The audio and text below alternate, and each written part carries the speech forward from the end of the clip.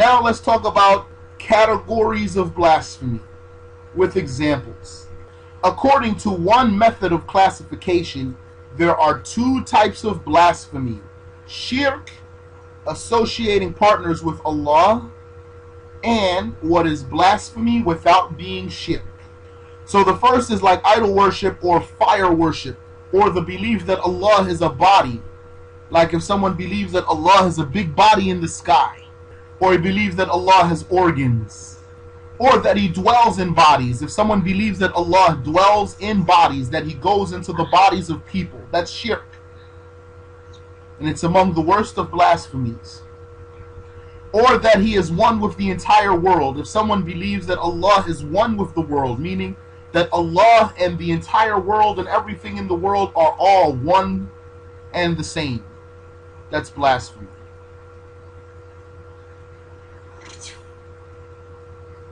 Who remembers, what do you call the belief that Allah dwells in bodies? This blasphemy of believing that Allah dwells in bodies, what is that called?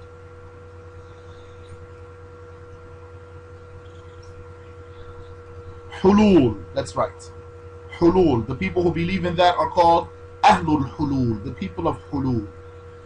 And what do you call the belief that Allah and the world are one and the same? Al-Wahda, or the Wahda Mutlaqah, Al-Wahdatul Mutlaqah, the absolute oneness in their claim. They believe that Allah and the world are all the same, one and the same. And it's also called Ittihad, the belief of Ittihad, which means unity, unification. Or the belief in the Trinity. If someone believes that Allah is one of three, Allah says in the Quran, لَقَدْ كَفَرَ الَّذِينَ قَالُوا إِنَّ اللَّهَ ثَالِثُ ثَلَاثَةٍ. Those who said that Allah is the third of three have blasphemed. In Arabic it's called Tathlith, Trinity. When they believe that Jesus is God and God is God and the Holy Ghost is God, they say God the Father is God and Jesus the Son is God and the Holy Ghost is God. And they say they're all the same, one. They said they're one. Or the claim that the human creates his own deeds. If someone believes that humans create their own deeds, or anyone creates his own deeds, humans or animals or jinn or otherwise, that's blasphemy, that's shirk. Because they're attributing creating to other than Allah. And creating is an attribute specific to Allah. And that is the belief of those who deny destiny. So really, denying destiny leads to shirk. Denying destiny is shirk. If someone believes that there's no destiny, if someone denies destiny, he's a mushrik. Because by default, automatically, once he denied destiny, then he attributed creating to other than Allah. Or the belief that there are two gods, one who is light and is the creator of good, and one who is darkness and is the creator of evil. That's also from the religion of the Majus. Some people believe that the devil creates evil, that God creates good and the devil creates evil, and this is shirk also. Examples of the second, what is blasphemy but not shirk, are like insulting the Prophet sallallahu alaihi wasallam, or belittling the religion, or contradicting what is commonly known to be of the religion. According to another classification, there are three types of blasphemy. At-tashbih, likening Allah to the created things. At-takdhib, belying the religion, that means contradicting the religion. And at-ta'til, which is denying the attributes of Allah. The first is like believing that Allah is a body, likening Allah to the created things. believing that Allah has a body, which we already said is shirk. Okay?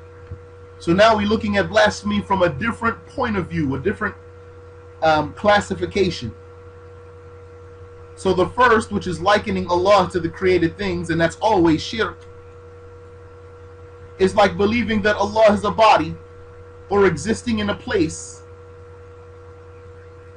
If someone believes Allah is existing in a place, that's blasphemy, or in a direction. Or if he believes that he has organs or emotions, or if he believes that he changes, or if he believes that he's subject to change, then that's blasphemy. Even if he says he doesn't change, but if he believes that Allah is subject to change, or attributes to Allah the attribute of being subject to change in some way or another, he might word it, and what it means in the end is that Allah is subject to change, even if he doesn't say he changes, that's blasphemy. That's tashbih. The second, which is belying the religion, is like denying the obligation of the prayers, because it's known in the religion by necessity, the 5 prayers, or the prohibition of wine. So this is a summary, so we didn't go into lots and lots and lots of examples, just enough examples to make a person understand the cases. Here we mentioned a case of denying an obligation and a case of denying a prohibition. So he denies that prayers are obligatory, or he denies that wine is haram. That's blasphemy, because that's known in the religion by necessity. Is there an excuse? We'll come to talk about that, Insha'Allah. The third, which is ta'til, denying the attributes of Allah, is like denying that Allah exists, atheism, or has power over the deeds of the slaves. If someone denies that Allah has power over the deeds of the slaves, then he's a denier of destiny, and he's a mu'attil, someone who believes in ta'til, and this is blasphemy. Or that he has power over evil. If someone denies that Allah is the creator of evil,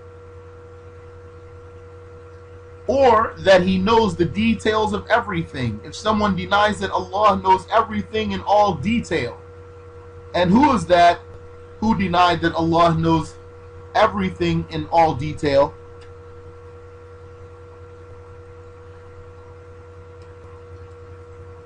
The Mu'tazila denied that Allah is attributed with an attribute called knowledge. I'm not talking about them. Who denied that Allah knows things in detail, which means they said he knows things in general, but not in detail. Philosophers. That's one of the famous cases of falsafah. Those who said that Allah does not know everything in detail.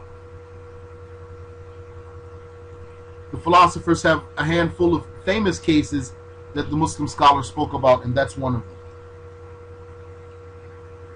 Or that he is attributed with uncreated speech.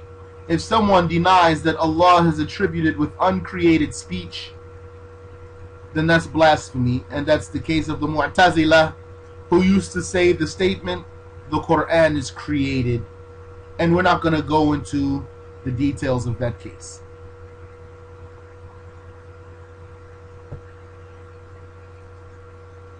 Any question about this categorization of blasphemy?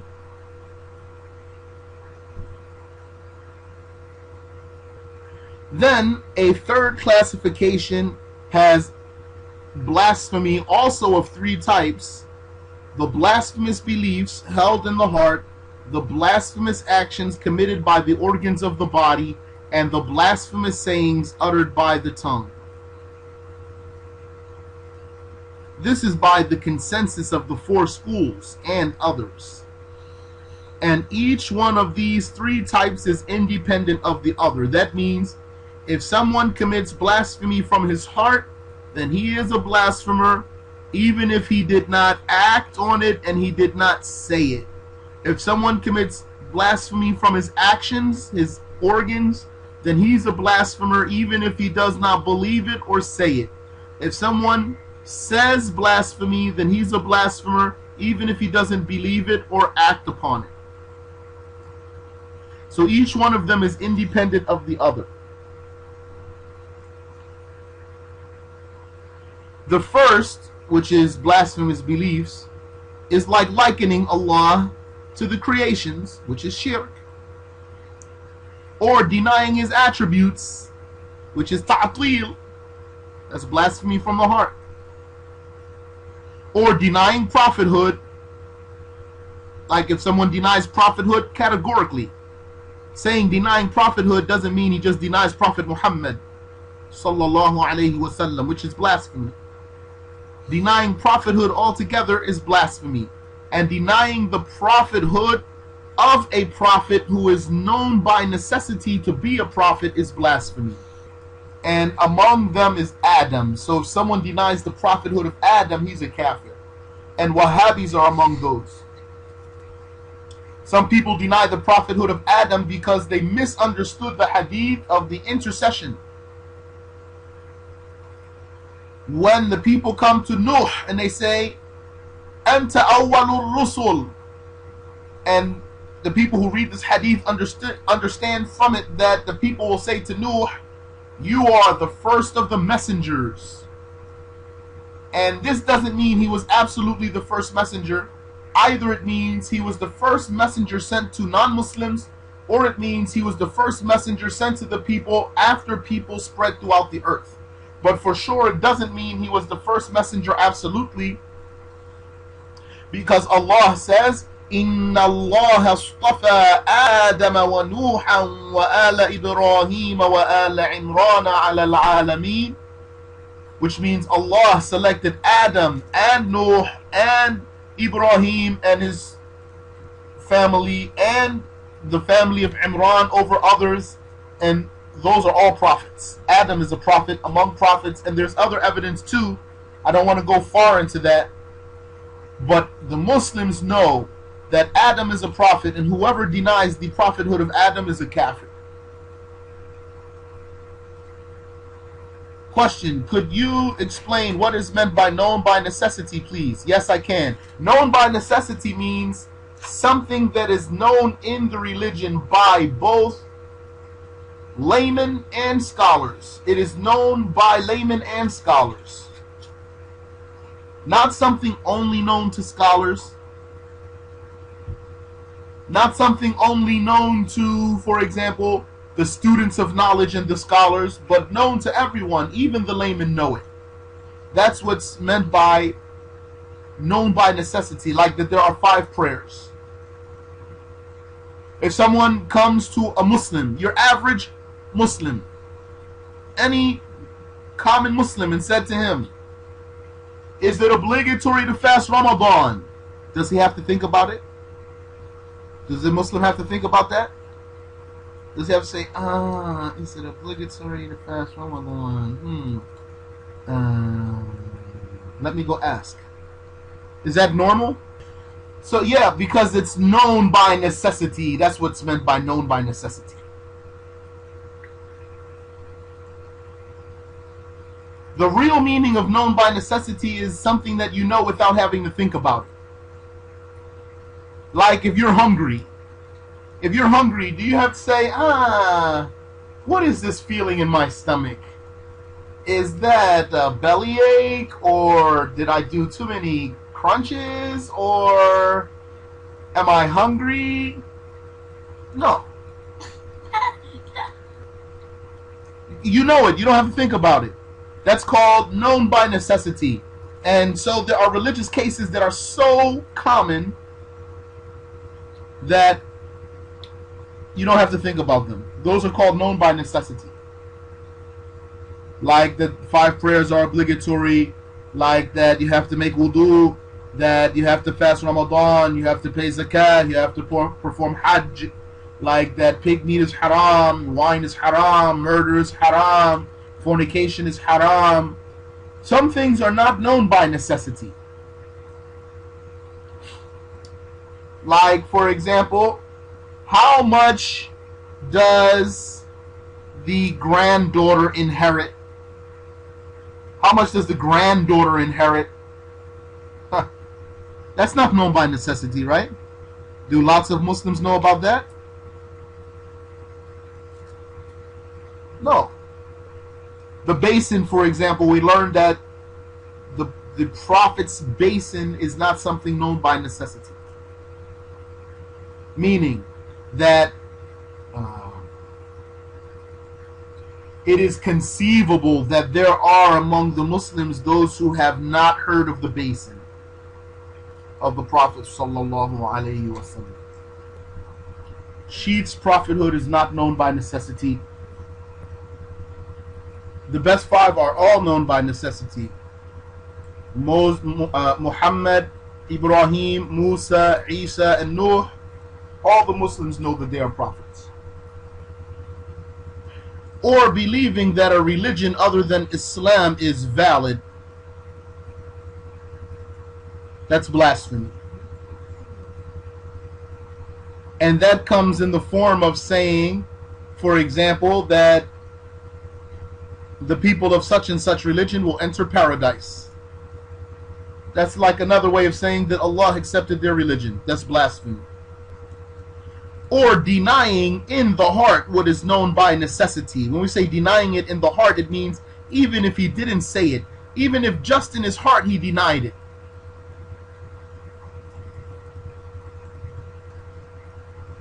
Like, for example, he thought about a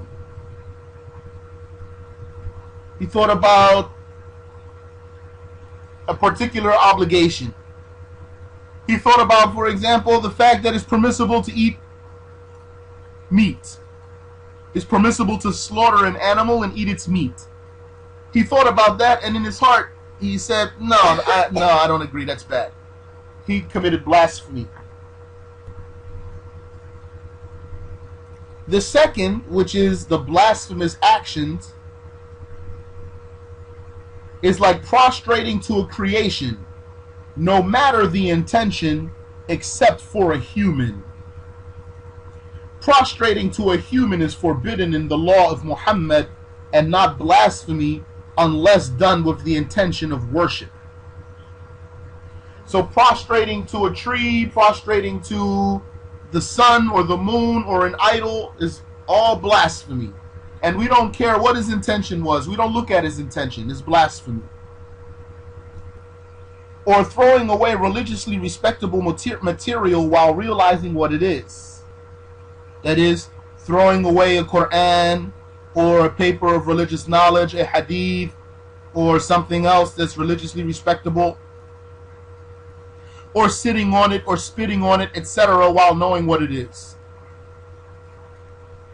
The third, which is blasphemous sayings, is like calling a Muslim a blasphemer without any excuse or confusion. What do we mean by without an excuse? Here, what's meant by the word without an excuse here means something that saves him from falling into blasphemy. Like, for example, he called the Muslim a kafir, meaning he acts like a kafir. For example, that Muslim, he treats other Muslims horribly, he doesn't pray, he doesn't do the obligations, he does all of the sins. So another person, intending that he acts like a kafir, he told him, you kafir. Then he doesn't fall into blasphemy for calling him a kafir in this case. But that's haram, and that's a major sin. The Prophet sallallahu alaihi wasallam said, "Sibabul Muslimi fusuq." Insulting the Muslim is a major sin. That's like calling a Muslim donkey. Calling the Muslim a donkey is a major sin. So how about calling him a kafir?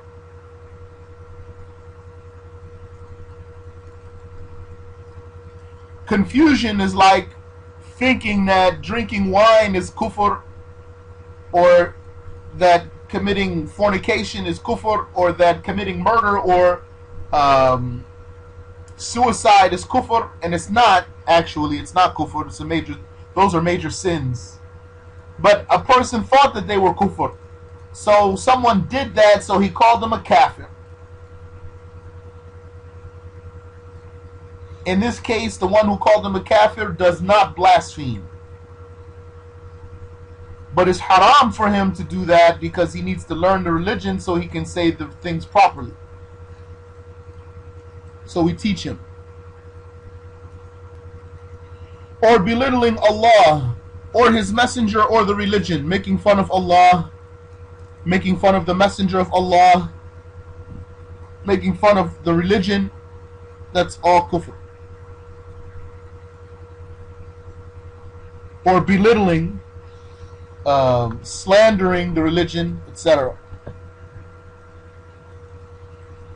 Sometimes blasphemous statements are explicit, i.e. blatant. Now we're going to digress to talk about blasphemous statements specifically. Sometimes blasphemous statements are explicit, i.e. blatant, such as saying that the world is eternal, or damning the prophet, saying the world is eternal, saying anything other than Allah is eternal. That's explicit blasphemy. Eternal meaning uncreated. What's meant by eternal here means uncreated or beginningless, saying it has no beginning. Whether he says it has no beginning itself, or whether he says that kind of thing has no beginning but not the thing itself, which is something that stems from philosophy. That's explicit blasphemy. Or damning the Prophet sallallahu alaihi wasallam, like for someone to say, "Damn Muhammad." That's explicit blasphemy. And as such, the speaker is only excused because it's explicit. So the speaker is only excused if he does not understand the meaning of the statement. He doesn't understand what that means.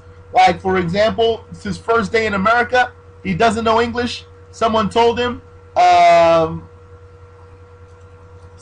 say, "I'm God." That means have a nice day. So the person goes around saying, "I'm God, I'm God, I'm God." So he doesn't really know what those words mean. Then he doesn't blaspheme, although the word is actually explicit blasphemy, but he doesn't blaspheme because he doesn't know what that means. He doesn't understand the meaning of it. For example, someone says, "Holy whatever, holy S, holy cow, holy etc." That's actually explicit blasphemy. That's explicit blasphemy.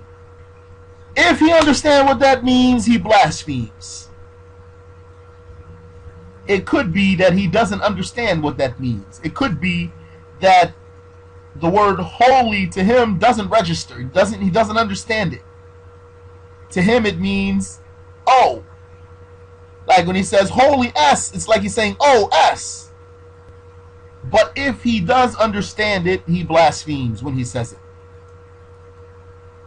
I understand what it means. I can't say it. So sometimes blasphemous statements are explicit, i.e. blatant, such as saying that the world is eternal or damning the Prophet sallallahu alaihi wasallam. And as such, the speaker is only excused if he does not understand the meaning of the statement. It goes to the rule. And this is, brothers and sisters, this is what's going to help you in so many cases. One of the reasons why people are confused about some of the things they get, what they hear or encounter, is because they're not actually applying the rule. What are they doing? They're just not applying the rule. They're not thinking and taking it back to the rule. For me, and my understanding, the word holiday means holy day. That's what it means to me, but it's clear for me that probably most people don't understand that.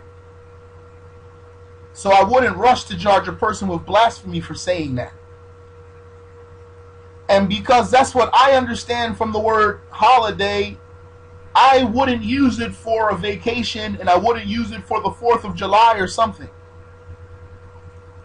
That's how I came to realize that people don't understand the word holiday like I understand it. When I was maybe, I don't know, small or something, I said to myself, why are they calling that a holiday? That's not a holiday. That's just a vacation. And that's what you have to do, brothers and sisters. It means you need to put your brain power into that, and your also understanding of the language. Sometimes you might not know if it's explicit or not. Sometimes you might know it's explicit.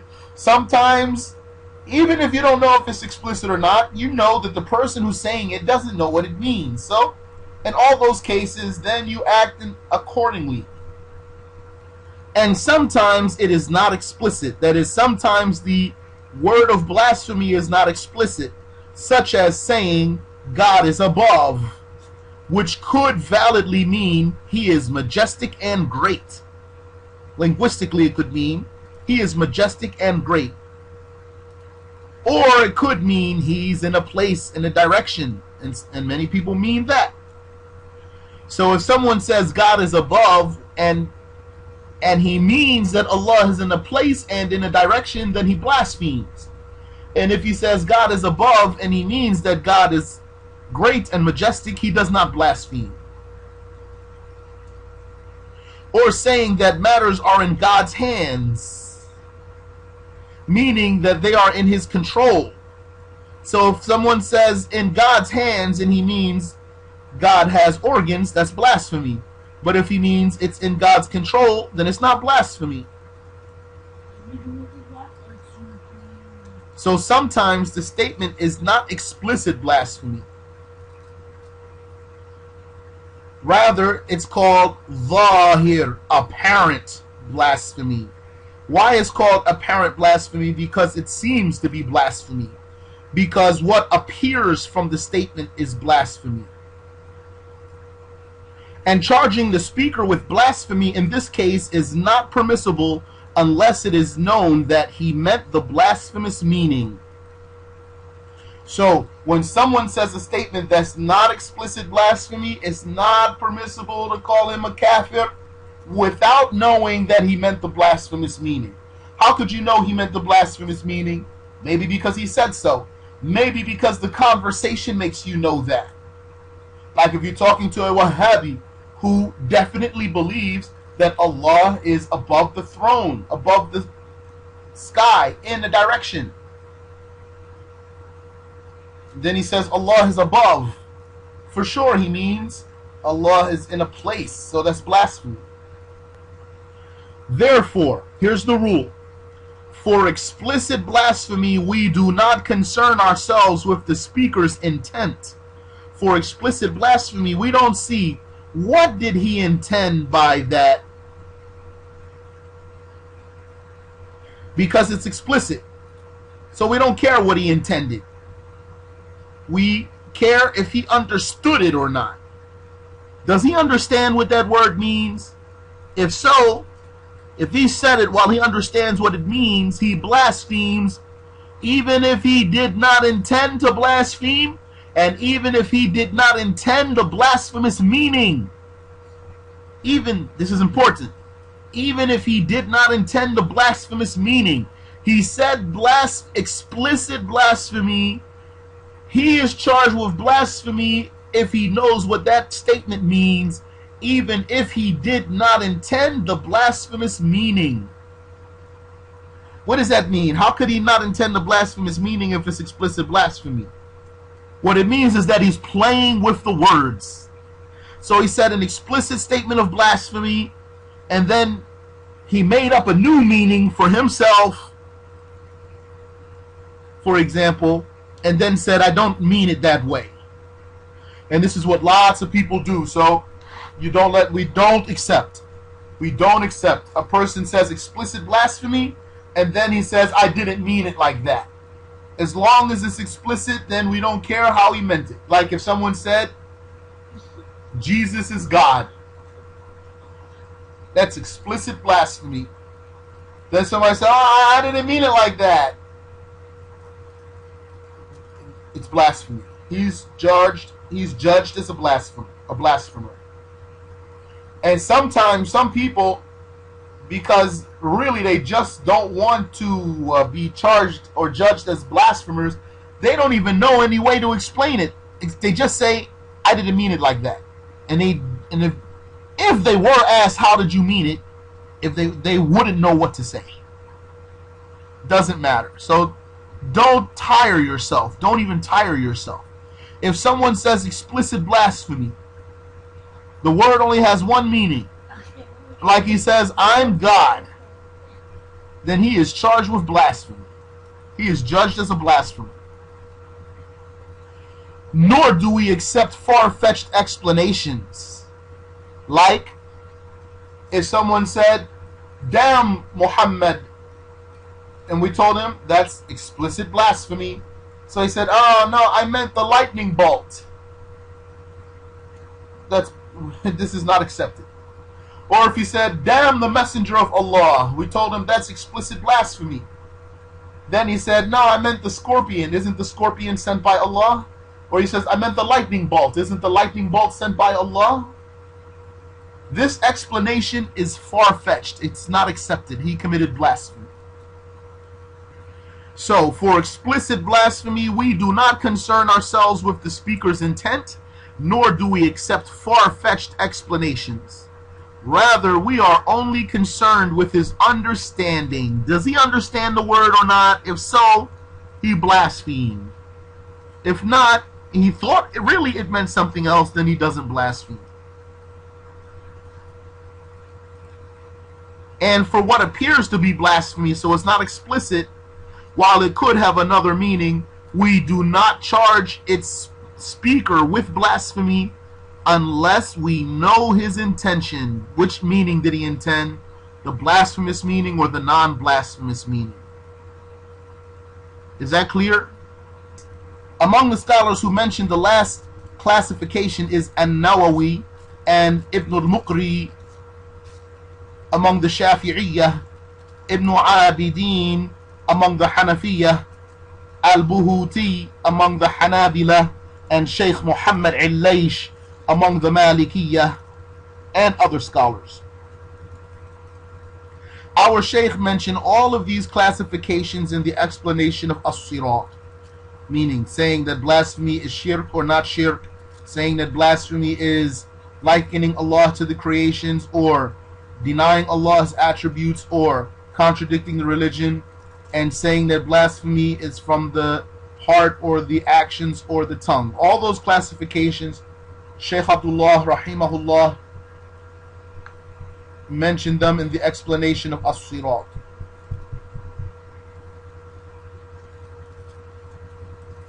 Finally, blasphemy that occurs from a Muslim is called apostasy, riddah. So if a person was a kafir already, an original kafir, was never a Muslim, if he commits blasphemy, then he added to his blasphemy. He put blasphemy on top of his present blasphemy. A Muslim is a person who believes in Allah and His Messenger and refrains from blasphemy. A Muslim is clear from blasphemy. If he's a Muslim, he's clear of blasphemy and he has no blasphemy on his record. So, if blasphemy occurs from a Muslim, that's called apostasy, riddah, which has special rules. Special rules such as that it affects the validity of his marriage contract, such as that his slaughter is invalid. Whatever he slaughters is invalid. Such as that he does not inherit, and he's not inherited from. And other rules. Among those rules, the scholar spoke about whether an apostate loses possession of his money or not.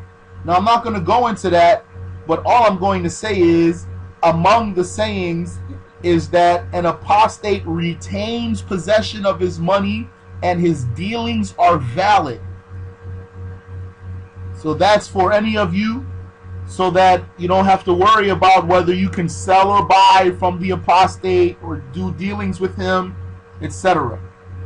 There is a saying which is that he retains possession of his money, and his dealings are valid. But for marriage, we're not talking about marriage. When we say dealings here, we're not talking about marriage.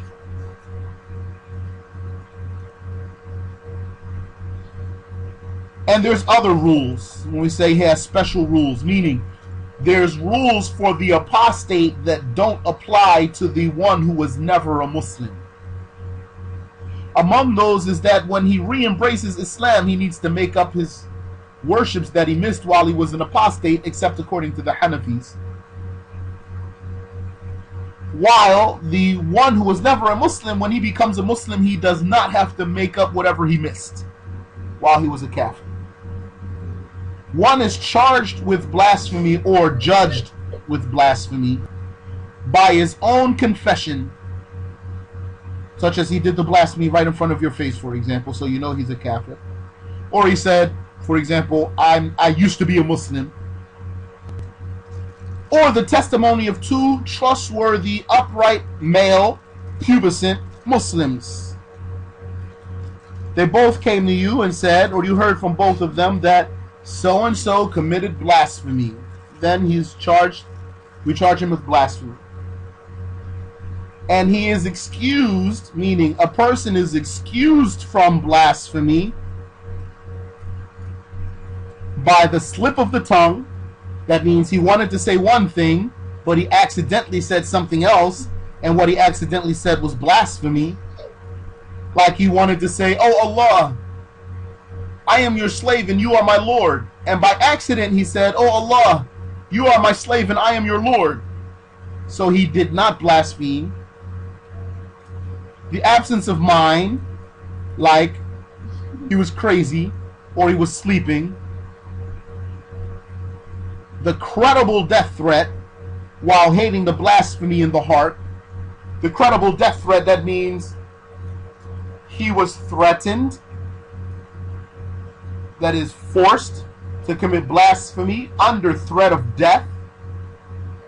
And it's a credible threat, meaning that the one who's threatening is willing and able, and the one being threatened is unable to escape and unable to defend himself, unable to get someone to help him. Then in this case, he could say the blasphemy under that threat of death while hating it in his heart. Like, for example, they putting his head under the water. He cannot escape. They put his head under the water. They hold his head under the water until he's ready to die. Then they let him out. Then they put his head under the water until he's ready to die. Then they let him out. And they told him, "You say the blasphemy or we're going to kill you." Or something else.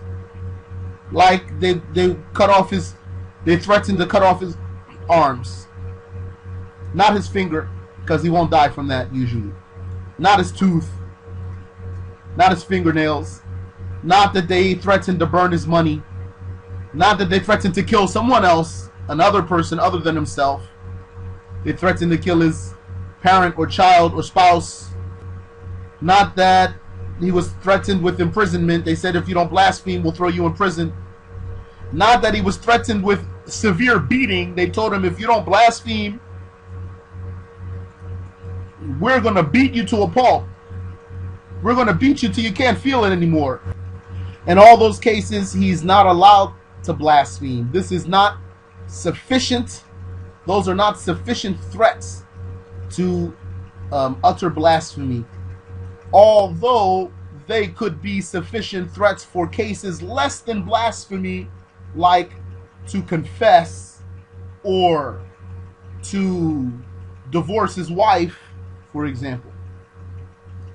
And then that confession won't be valid and that divorce won't be valid.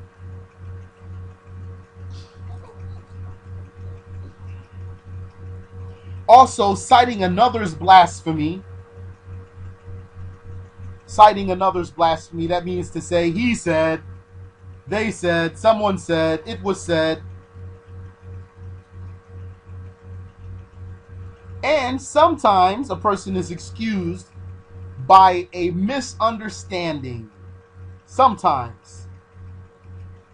Ta'wil or ijtihad ijtihad here doesn't mean valid ijtihad. It means, in this context, it means a misunderstanding, a blunder. But this last one is not always an excuse.